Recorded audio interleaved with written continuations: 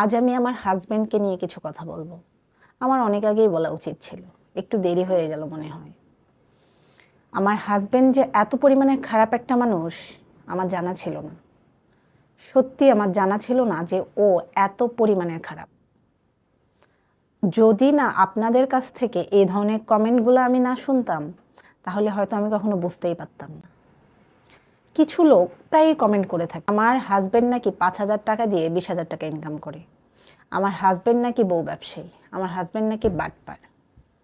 মানলাম, আমার হাজবেন্ড 5,000 টাকা দিয়ে ভিডিও করে 20,000 টাকা ইনকাম করে, কিছু মানুষ তো উপকৃত হয়, এটাই তো অনেক। আমার হাজবেন্ড যদি 5,000 টাকা দিয়ে ভিডিও করে কারো উপকার হয়, তাহলে আপনাদের সমস্যাটা কোথায়?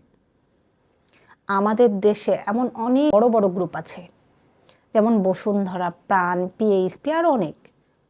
কখনো কি শুনেছেন তাদের দ্বারা কোনো একজন মানুষ স্বাবলম্বী হয়েছে?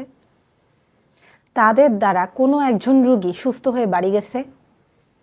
হ্যাঁ, আমার জামাই ভিডিও করে টাকা দেয়, কিন্তু এমন অনেক মানুষ আছে যারা সুস্থ হয়ে বাড়ি ফিরে গেছে। আমার নিজের চোখে দেখা এক লোকের স্কিনের প্রবলেম ছিল বিধায় ওনার বিয়ে পর্যন্ত হয়নি। সেই মানুষটা সুস্থ হয়ে বাড়ি ফিরে গেছে, মানে আপনি বোঝেন? হ্যাঁ, টাকা দিয়েই ভিডিও করে, কিন্তু কিছু মানুষের তো উপকার হয়। কোনোদিনও তো শুনলাম না যে এই গ্রুপ এই একটা ফ্যামিলিকে স্বাবলম্বী করে তোলে। এমন অনেক আছে, এবং কন্টেন্ট ক্রিয়েটরও এমন অনেক আছে যাদের টাকার কোনো অভাব নেই, কিন্তু তারা কি কখনো কোনো লোককে স্বাবলম্বী করে তুলছে বা কোনো রুগীকে সুস্থ করে বাড়ি পাঠাইছে? আপনারা জানেন না এতে করে কত মানুষের উপকার হয়, অথচ আপনারা ভালোটার প্রশংসা করতে জানেন না। আমার জামাই বউ ব্যবসায়ী।